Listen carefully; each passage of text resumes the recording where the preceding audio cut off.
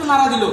তারপর যখন আমার বন্ধুরা 20 থেকে 25 জনের মধ্যে বন্ধুকে যখন আমি নার্সিংয়ে বিভিন্ন ক্লিনিকগুলোতে এখান থেকে পয়সা ফোন দিয়ে অ্যাডমিট করলাম, তাদের আত্মনাদ, তারা ফোন দিয়ে যখন কান্না করে, বন্ধুর কান্না শুনে আর আমি থাকতে পারি নাই।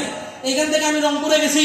রংপুরে যা আন্দোলনের যখন নেতৃত্ব দেয়, আমার ফোনকে সিজ করা হয়, আমার ফোন নিয়ে রাখা হয়, পরবর্তীতে আমাকে উঠাই নিয়ে যাওয়া হয়। আমার ফ্যামিলি আজও জানে না।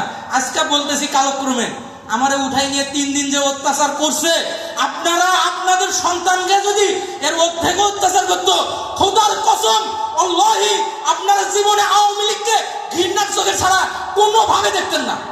আমার কথাগুলো একটু উগ্র হচ্ছে হয়তোবা। আপনাদের সন্তান মারা যায়নি, আবু সাইদ আপনাদের সন্তান না।